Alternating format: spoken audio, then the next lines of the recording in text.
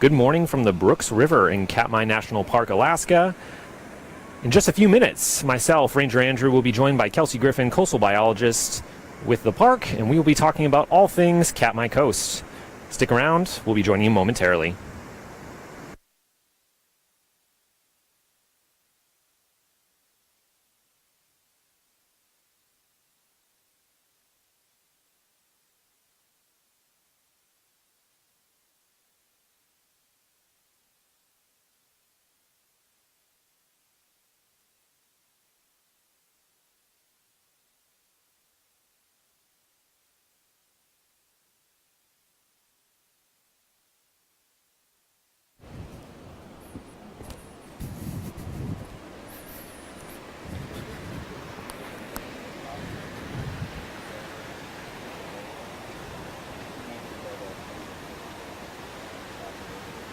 Good.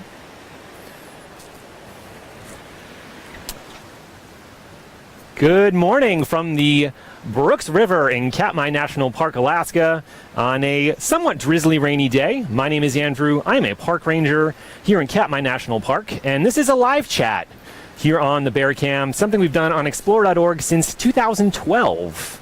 And I am joined today by our coastal biologist for the park, Kelsey Griffin, and we're going to be talking about all things Katmai Coast. And this is a especially great time to begin watching the Bear Cam. If some folks are just joining us, it's the park's centennial year this year. It's our 100th birthday. We're pretty excited about it. We first became a national monument in 1918, 100 years ago, to protect some of the amazing geology involving the eruption of Nova Rupta in 1912. But we are going to be talking about the Katmai Coast today, myself and Kelsey. And this is a live chat. So we're going to be talking for the first portion of this broadcast, and then our lovely staff at Explore.org is going to be feeding me questions from you guys. You can comment in the comment section whatever questions you might have about what we're talking about, the Katmai Coast, anything you've been wondering about this national park, and what's going on with the bears, what's going on with the salmon. Feel free to ask that there in the questions, and we will get to that in the second half of the broadcast. And Kelsey, the Brooks River gets a lot of attention here. Yeah. For obvious reasons. It's pretty remarkable. But it is an incredibly small sliver of what is a very big national park. Katmai is the size of Yosemite and Yellowstone combined. And we are also home to this wild, rugged, beautiful coastline as well. And that's what you specialize in, right? Yes. Yep, that's correct. So, I work on the Katmai Coast. We have just under 500 miles of coastline. 500 miles. Yeah. That's a lot of miles. Yeah. I'm reminded of the Proclaimer song, Would You Walk 500 Miles? Yeah. For the Katmai Coast. Okay, and what do you do? What is your role as a park biologist working specifically with the coastline? Yeah, so I do a whole variety of surveys along the Katmai Coast. So primarily I'm leaving from King Salmon, and we fly in small planes. We land on the beaches, and then we conduct surveys on a variety of different beaches along the coast. And I also do some boat-based work. Okay. So one trip that we do, we take a vessel from Homer, and then we operate out of a few small skiffs, and we do surveys just along the nearshore environment. And you just got back from a pretty long trip out on the Katmai Coast recently, right? Yeah, so I just did a boat-based trip. It was 11 days, and it was part of a program that does long-term nearshore monitoring.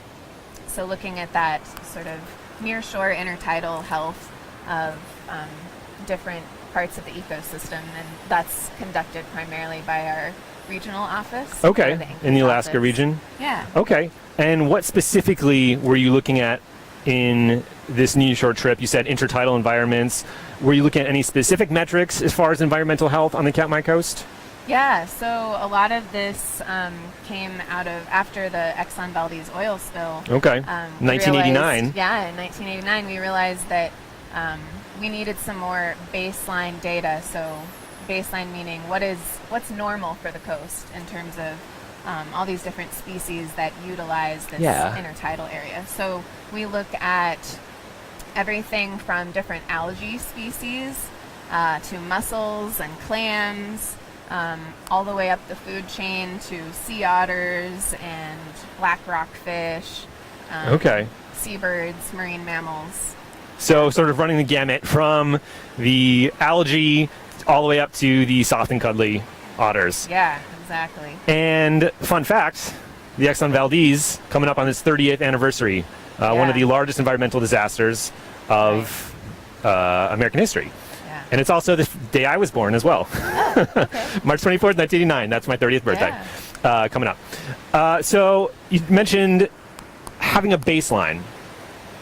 And I would assume having that baseline is important because if we get another disaster on the scale of the Exxon Valdez, we have to have some sort of measure of how bad any potential damage might be. Is that right? Exactly. So the more data that we collect, the more we can have a better understanding of what's normal.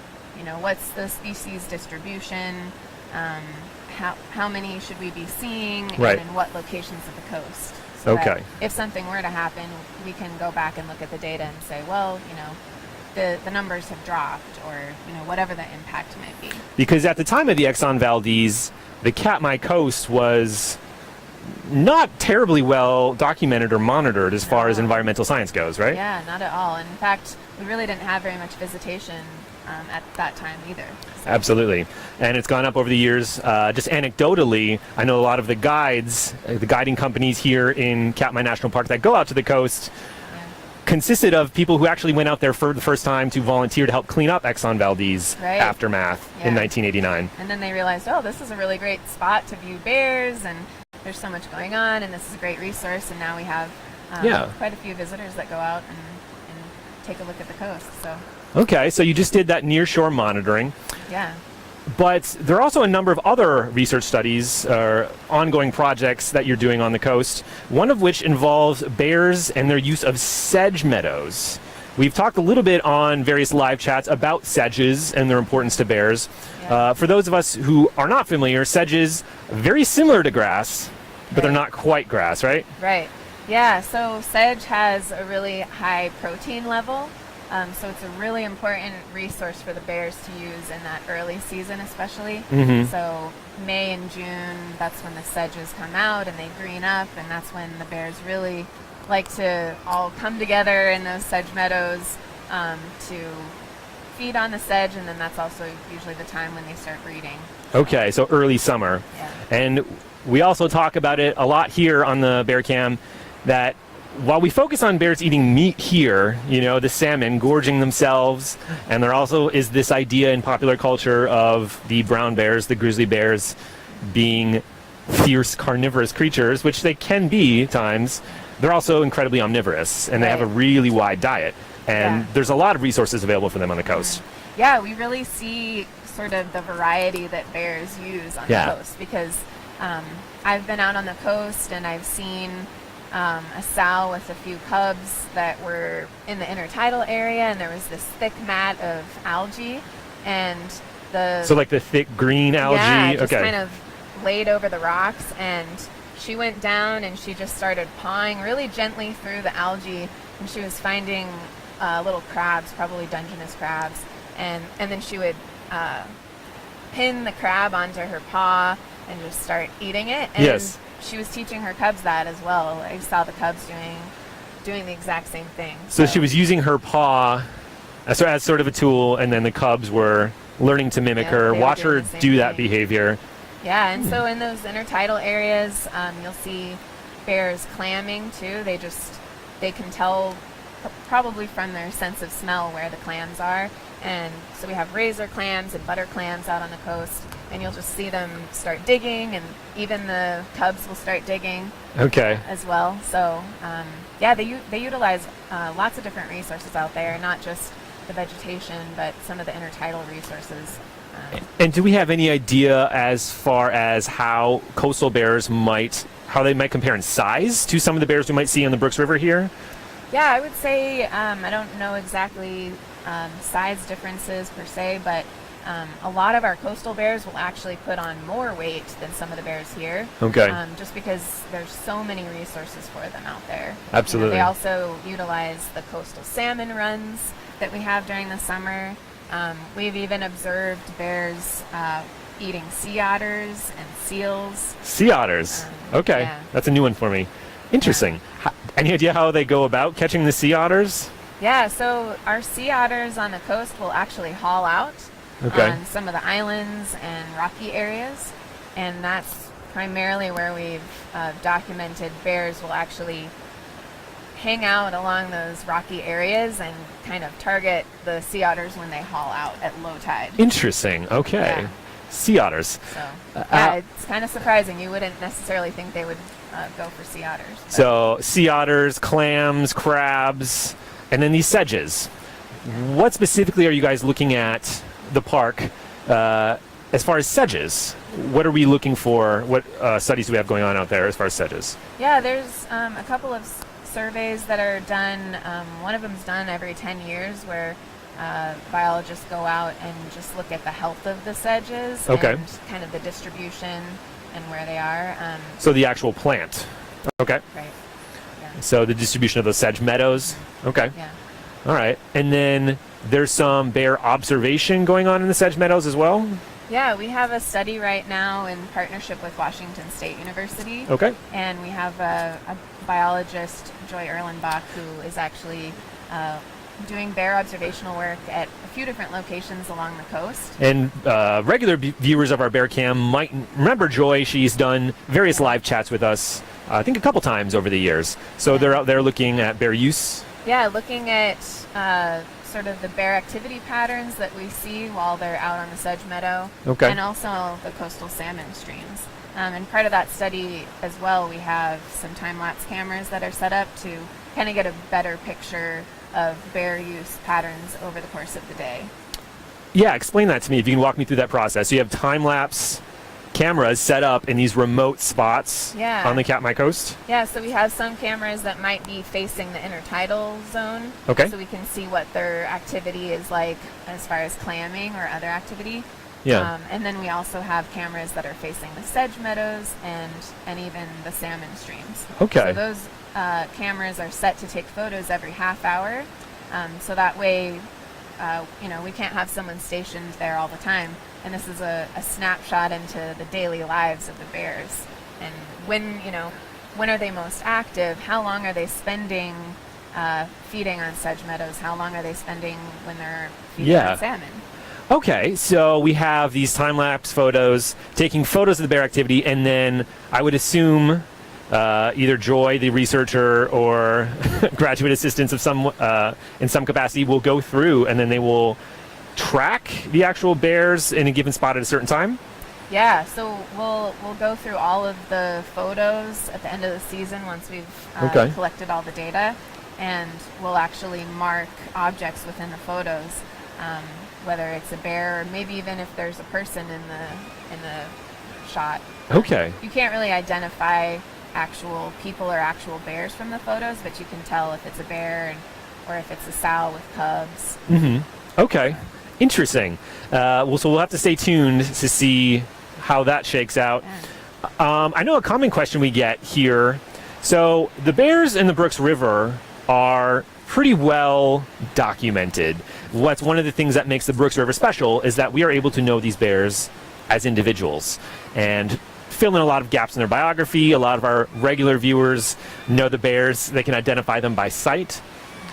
Is there any such numbering apparatus or anything like that out on the coast for the bears? No, we don't number any of the bears on the coast. Yeah. But definitely we have guided services that, they're bringing people out, visitors to see the coast Okay. every day. And so they definitely recognize the bears. And I know that some of them have names for them.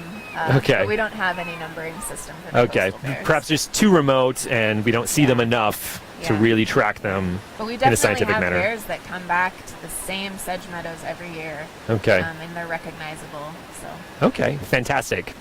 yeah. And something that Katmai in general, the joke is that the climate here is notoriously miserable.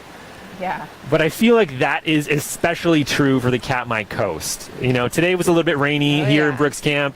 Yesterday was rainy here as well. Yeah. But the coast is like another plane of bad weather, right? Yeah. And I mean, I've been out there and you pretty much have all seasons in one day. I mean, Yeah. you could wake up and it'll be blowing 30 miles an hour wind. Yeah. And you might get some hail and some rain. And then it'll clear up and just be beautiful in the 70s, might even be hot. I mean, I was out at Katmai Bay and we had a few days where I was in waders and it was too hot for me. So we get all kinds of weather. It also makes it really challenging to get out there. So if you have a survey scheduled, you have to get over a mountain range to get to the coast. Because there's the Aleutian Range that basically separates us here in Brooks Camp and King Salmon from the actual coast itself. Right. And so a lot of storms will pool on one side or the other. Yeah. So it's always a challenging to get out to the coast. And you never know what the weather's going to be like. I know we have some park staff who are trying to get out to Hallow Bay specifically this week, and they've been delayed for about 4 days now. They have not had a break in the weather in 4 days. It's pretty typical. You pretty much have to wake up ready for anything. Like, okay, I might be going out to the coast, or I might be stuck here for another week. Yeah. I was talking to intern Josh, who's been helping us out over the summer, working out on the coast. Yeah. And I guess he went out with Joy Erlenbach to Swickshack Bay. And he was out there for a number of weeks, I believe. And he said he saw the sun like twice, for 15 minutes at a time. Yeah. And when you're camping out there, those are the days when the sun comes out. You just gather all of your clothes that have been wet dry from the them week out. and dry them out and take advantage of that sunshine. Hopefully avoid the trench foot and, exactly. and the wet boots.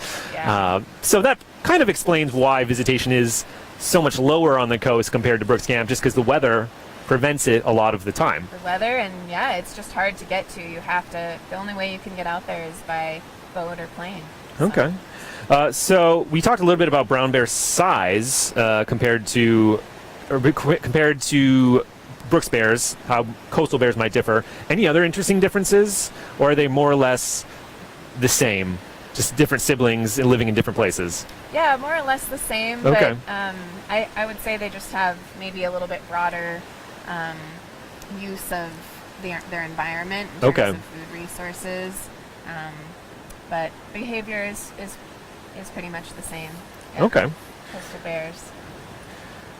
So we talked about the observations going on in sedge meadows as far as bear activity and what the sedges, how their sedges themselves might be changing. But you're also doing a fair amount with seabird mortality. And we actually did one of these surveys last week out in Swickshack Bay, looking for dead birds. Yep. Why were we looking for dead birds, Kelsey? Yeah, so again, we were talking about that baseline and the sort of what's normal. Mm-hmm. So we're trying to get a better understanding of what's normal for our beaches in terms of how many carcasses, how many dead birds are washing up. Okay. And so each beach might vary in terms of what's normal. And once we have that baseline understanding, when we have some type of die-off event, we can know, okay, this is not normal, and then try to find out why is this happening. Okay. So in 2016, we actually did a survey out on Swickshack Beach, and we found, over 200 bird carcasses. They were all common murres, and it was part of a die-off event. So we knew that was not normal compared to what we had been seeing regularly on the beach. So there was a fairly large die-off a couple years ago. Right. And you said 200 birds is what you... in about 1 kilometer. Which is an incredibly small space. Again, 500 miles of coastline. Right. So that was a pretty significant event. Yeah. Has that continued, or? That specific event stopped, but they did determine that there were about 23,000 common murres that were part of that die-off. Okay. All along the coast. But it's been changing a lot. So this year there is a die-off happening, but it's primarily affecting the Bering and the Chukchi seas. Okay. So on the other side, not on the Pacific side. Mm-hmm. But I did get a report that in Cook Inlet, just north of us, there have been some birds dying. So part of what we were doing last week was to go out and take a look at our beaches Yeah. and see if we're seeing any birds, which we didn't find any carcasses. So zeros are really important too to determine, okay, so we might be seeing a die-off in one section, Right. but not in another. Is there any indication of what may have caused that die-off in either in 2016 or this more recent die-off to the north of us? Right, so the primary cause is starvation. The birds just have empty bellies. Yeah. And the different scientists from different parts of Alaska have been kind of investigating and trying to determine why that is. And essentially we're thinking that the food that they normally eat is just not available to them. Okay. And it might be timing, but it's also linked to, there's sort of this warm ocean blob, they call it, that's been moving around. That's the a Gulf of scientific Alaska. term, warm ocean blob. Yeah. So it's basically warmer than normal ocean surface temperatures. Okay. In combination with some other factors as well, but essentially the fish that these seabirds feed on just aren't available to them, and so they were starving.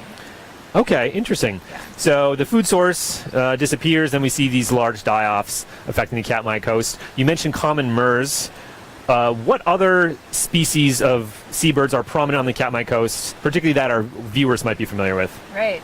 Yeah, so another one of the studies that we do is just monitoring seabird populations. Okay. And we have a whole variety of different birds that you can see out on the Katmai coast. This includes horned and tufted puffins, which are one of my favorites. Puffins, kind of iconic, a symbol of coastal Yeah. Alaska for sure. Yeah.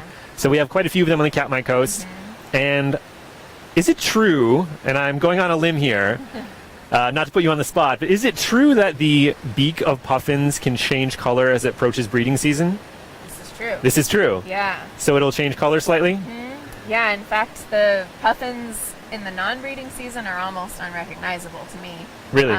They look completely different, and as the breeding season approaches, they get those dark lines and bright colors, and their face and their beak kind of look a little bit clownish to me. Yes, they So. look quite jovial. Yeah. Okay, so puffins. What other Puffins, seabirds? We also have black-legged kittiwakes and glaucous-winged gulls, which are both in the gull family. Okay. Some of them actually nest on cliffs and islands out on the coast. We also have auklets, parakeet auklets, crested auklets, pigeon guillemots. Okay, Yeah. fantastic. And I think my personal favorite, just because it is very distinct looking, is the black oyster catcher, Oh yeah, which is I believe it's a ground nesting bird. Is that they correct? are. Yeah, they nest on islands and rocky areas. Yeah. Yep, just on the ground. And black oyster catchers are a bird that is almost entirely black with a pretty bright orange beak.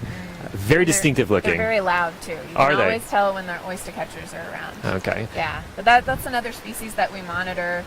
We'll even look and see how many chicks they have, or if they're still on the nest, how many eggs they've laid. So Okay, excellent. So there's quite a bit of monitoring going on with the seabird populations. And then another type of survey that you do on a pretty regular basis is related to marine debris. right. Human garbage. So this Yeah. is not debris, organic material coming from the ocean. This is stuff that we humans have in some way or another thrown into the ocean. Right. Tell us a little bit about that. Yeah, so our efforts to monitor marine debris that's washing up on Katmai Coast beaches came right after the tsunami in 2011 in Japan. Okay. And so it's kind of a broader effort to better understand when you have a large amount of debris that washes into the ocean, where is it going? How long does it take to reach whatever beach it's going to wash up on? And so that's part of this effort to kind of better understand how much debris we have washing up, where is it coming from.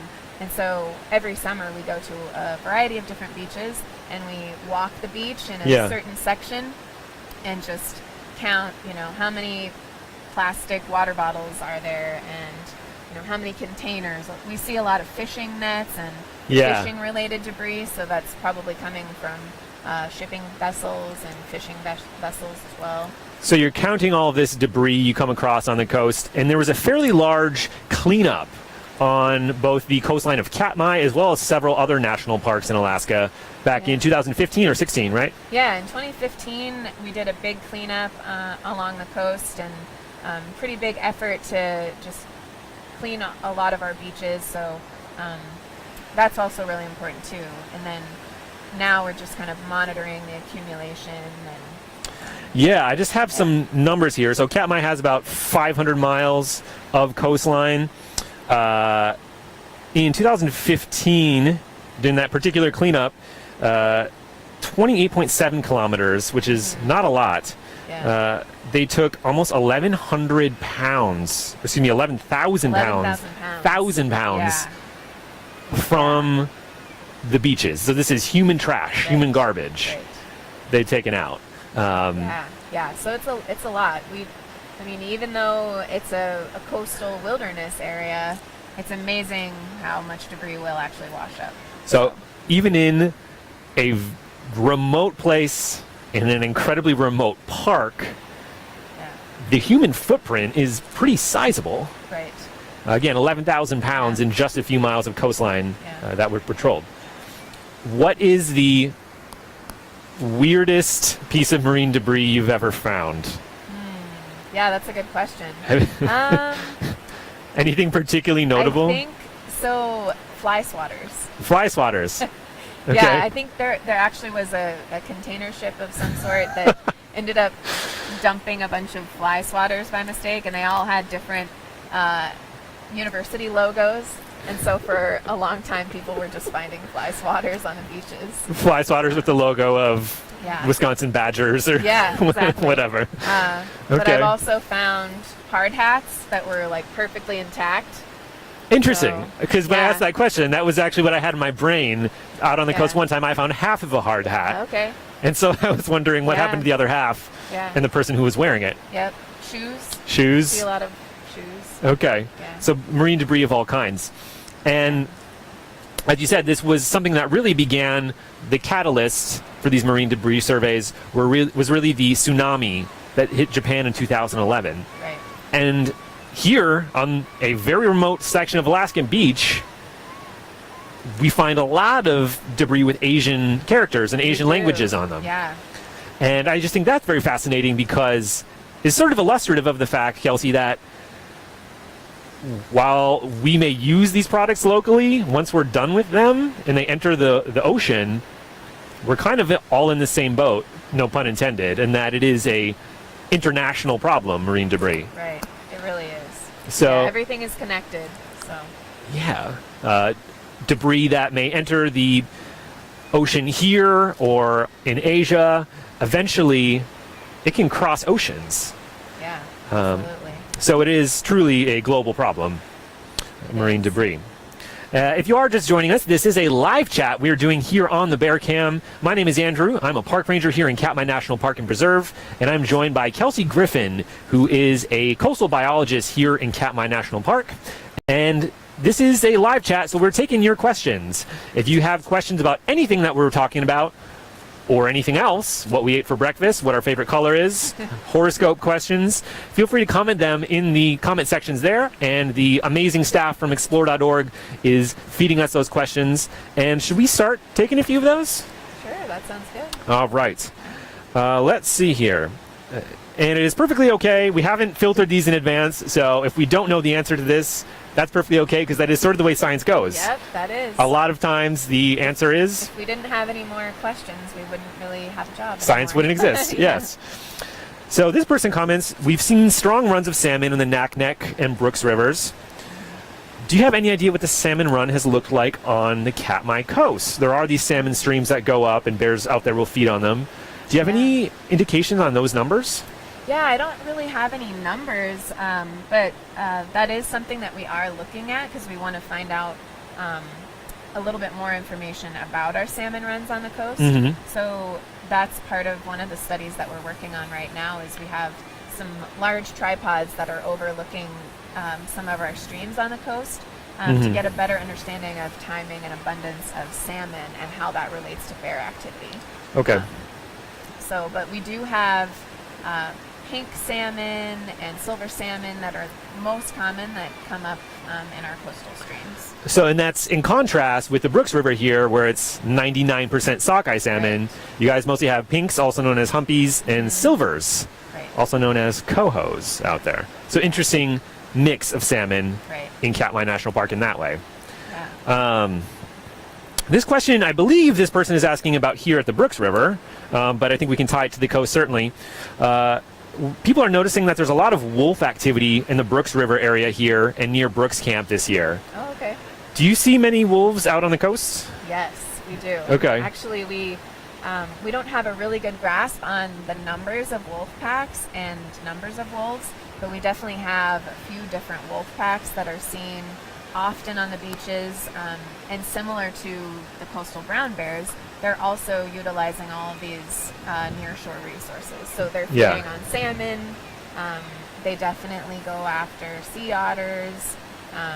So it's pretty interesting. We do have a lot of wolf activity on the coast. Okay. And you said you are seeing them in packs out there? Or? We are, yeah. Interesting. Okay. Because when we do see them here, especially this summer, entering the webcam area or down at the lower river, it's usually a solitary wolf.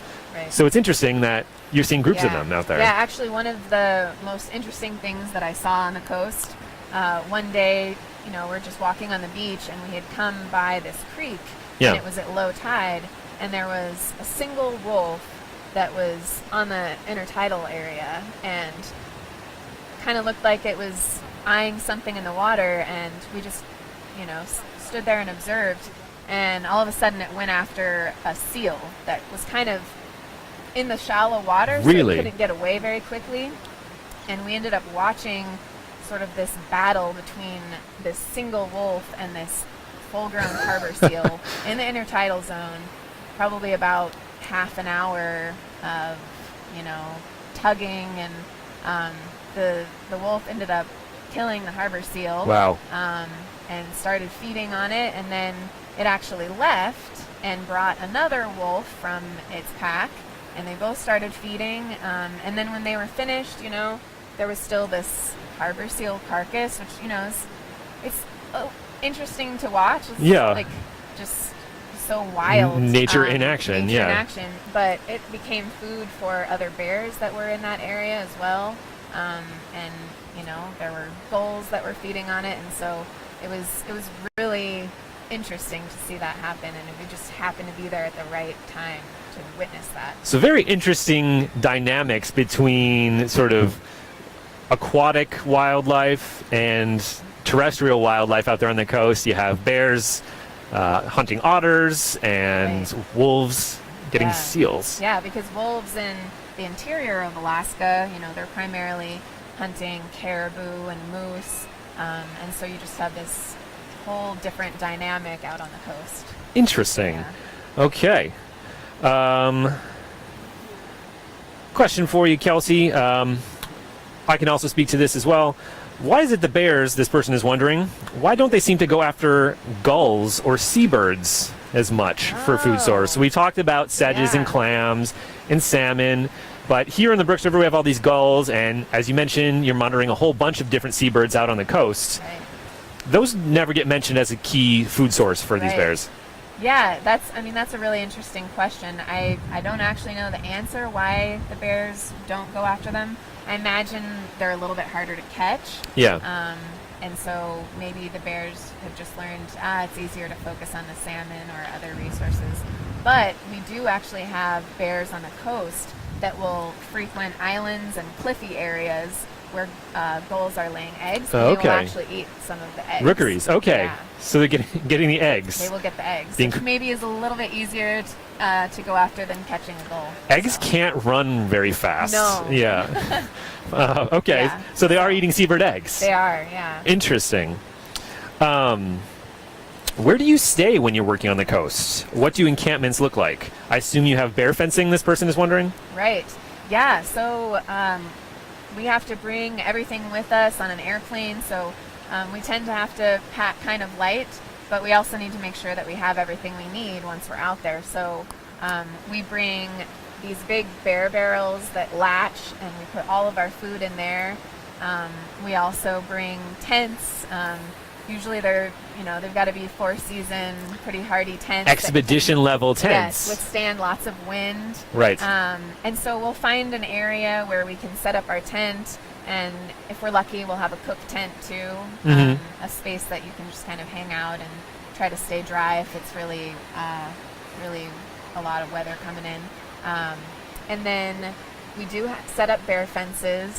So yeah, just like camping, only a little bit more extreme, just because you have to be really prepared for all of the different weather and you have to have self-sufficient. plenty of food, Yeah. water with you. If something does happen out there, help could be many days away, and perhaps. Yeah. And the other thing we always look for when we're trying to find a camping spot on the coast is a freshwater stream. Yes. So that we can collect water.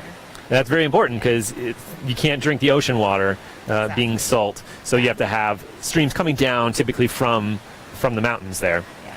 And then another thing I just want to emphasize to people is just how much extra food you have to bring, for example.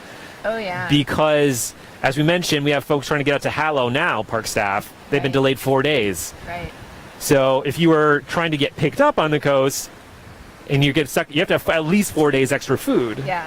Extra food, because you never know what the weather's going to do.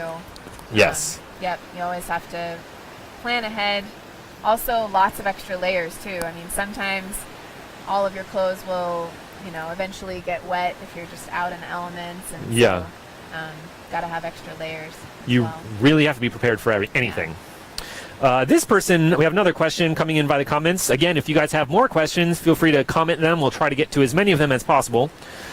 So this person is asking, when you see carcasses on the beaches, do you have any idea of what percentage of total dead animals that have died washed up versus the total numbers that might be out there?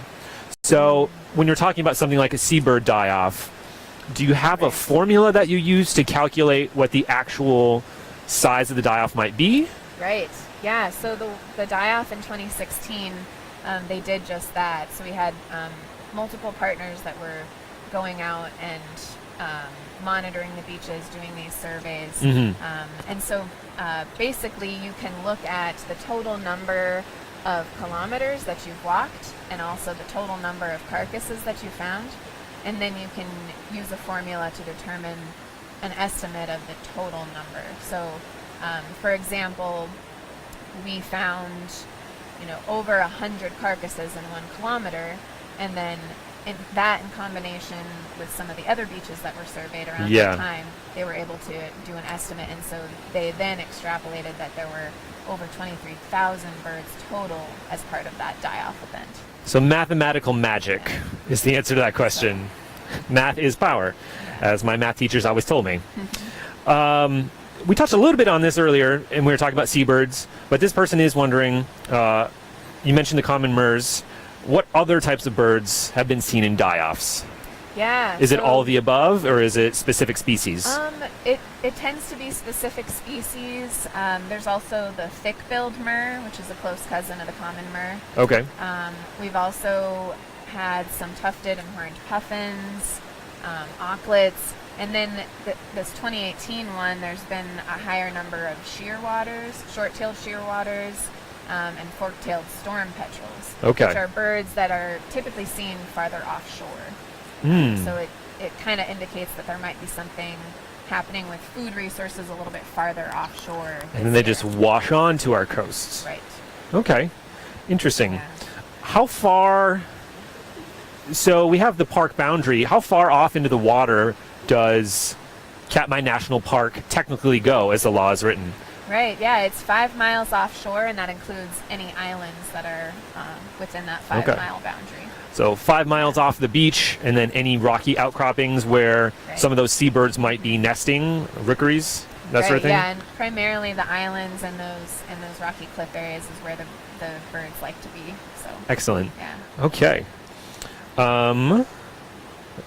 This person is wondering, in any of your marine debris surveys, have you found any debris from plane crashes? Oh, that's a good question. I haven't found anything that would be any evidence of something from a plane or a plane crash. Okay.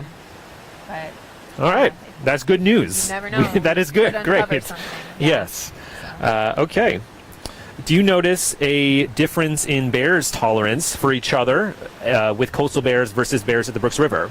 We know that bears tend to congregate in those sedge meadows. Is that Right. analogous to what we're seeing here in the Brooks River? Is it similar? Yeah, I think it's pretty similar. It feels a little more concentrated here at Brooks. The bears tend to spread out a little bit more on the sedge meadow, but you'll also see them pretty close together if the salmon are running on those Right. coastal streams. So it is similar. They tolerate each other very well out on the coast. I always use the analogy, as with humans, food will bring animals of all kinds together. Right. Little bit of a personal question here. What kind of food do you bring when you're camping out on the Katmai coast? Oh yeah. Well, so the first week that I'm out, I really try to use up my fruits and vegetables. So I will actually bring some fresh stuff with me. And then I kind of do a variety. I really like pesto with pasta. Yes. So that's kind of a staple. Okay. And then always really good granola bars. That first week, I definitely like to bring cheese. But there's a and then- limited lifespan on that cheese. I made the Yeah. mistake of bringing bread out to the Katmai coast once, and with all the moisture, it did not Yeah. last very long. Yeah, and then Turned I into try, mush. I try to alternate, some fresh stuff with the freeze dried, like Mountain House type meals. Yes. I don't like to eat those every single meal. I try to do a variety, but some of those are really good. So, Yes, yeah. absolutely. Okay. And chocolate and coffee. Always Cho- have to bring those. The breakfast of champions. Yes. Chocolate and coffee. So we'll have just time for a few more questions, perhaps. This is another question about you personally. What has been your favorite wildlife encounter that you've seen while in Katmai National Park? So you mentioned that pretty epic showdown between a seal and a wolf. Yeah. Have there been any other wildlife encounters that you've enjoyed? Yeah. Oh man, there's so many. But I think one of my favorites was when I was at Hallow Bay. It was one of my first times being fairly close to some of those coastal brown bears. And I saw this big sow with a couple of cubs, and there was this log in the sedge meadow. And the cubs were running back and forth on the log. And then the sow would get up and start playing with the cubs. Okay. And she was like even pushing them off the log, and then they were climbing back up, and King it of was the just- hill. It was just so fun to watch them playing and see the sow playing with the cubs too. And they just did that for, I don't know, half an hour or so, and it was just really amazing to see that behavior, and they were just having fun. Yeah. You know? Absolutely. I love it. Yeah. For me personally, one of my favorite wildlife encounters out on the Katmai coast was not really a sight, but a sound.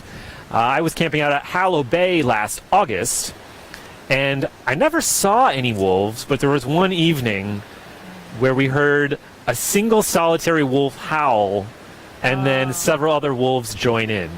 Wow. And it is a bit of a, if you've ever heard a wolf howl, it is something special in the wild. Nothing tells you you're in the wilderness, in a remote spot, and also raise the hair on your neck a little bit, like hearing a Yeah, wolf howl. wow. It is Yeah. something magical. I hope everyone at some point gets to experience. Very cool. One last question from visitors, and then I have a few more questions for you, Kelsey. This person is wondering, is there any one item, if you had to choose one item, that the general public might be able to recycle, reduce, or reuse to avoid being found on one of your marine debris surveys? What can the average Bear Cam viewer do? Yeah, I would say, using less plastic bottles. Plastic would be bottles, water the bottles? biggest one. Yeah, Okay. and making sure that if you do use those, recycle them. I was just reading that some of the marine debris data that's from all over the country, they've looked at, and actually states that have better recycling programs or programs where you can actually turn your bottles in for Yeah. money do a lot better in terms of the amount of debris that's found. So places with more rigorous recycling programs have fewer pieces of debris ending up on their beaches. Right. Interesting. Yeah. Okay. I have two more questions for you. The first question is a little bit heavier, so I'll ask that one Okay. first. what is one big question for you the next few years? What are you going to be looking for on the Katmai Coast? Is there any subjects that you're looking to see how they unfold? What are you going to be looking for on the Katmai Coast in the next several years that maybe we should be on the lookout for? Right. I think overall, just because our Katmai Coast is a wilderness area, it's designated wilderness. Yeah. We're trying to get a better understanding of what wilderness means to visitors that are out there, and also in terms of that elevated designation. Yeah. How we can better protect it. And so balancing management decisions and also gaining a better understanding of bear activity, and also providing a good experience for visitors. So kind of that overall picture of how can we continue to protect this area for many generations to come. Not just us, but our children and our children's children. Yeah. A little bit more lighthearted. My favorite thing about the Katmai Coast is that vibrant, almost electric green color that the Yeah. sedge meadows have. It's an astoundingly bright shade of green. It is. What is your favorite thing, large or small, about the Katmai Coast? Ooh, favorite thing. That's a tough one. I think my favorite thing is just the beaches and the fact that right there is the Aleutian Range, and you Yeah. see these huge mountains and these glaciers coming out, practically into the water. That's my favorite thing. It's just the vast landscapes that you can see out there. It is a bit of sensory overload. You have this beautiful coastline at the foot of volcanoes, and in certain spots, Yeah. as you said, these massive glaciers coming down from the Aleutian Range. Yeah, It's a pretty spectacular landscape. it is. And thanks, Kelsey, for telling us a little bit more about it today. Yeah, thank you. Because as we note, Katmai is home to a lot more than the Brooks River. Oh, As yeah. spectacular and wonderful as this is, we see a few bears behind us. It is much more than that. Also home to this wonderful, wild, pristine coastline. So this has been a live chat here on the Bear Cam. Thanks for joining us. Again, my name is Andrew. I have been joined by Kelsey Griffin, who is a park biologist here, specializing in the coastline here at Katmai National Park. Thanks again for joining us. We'll see you next time Thank on you. the Bear Cam.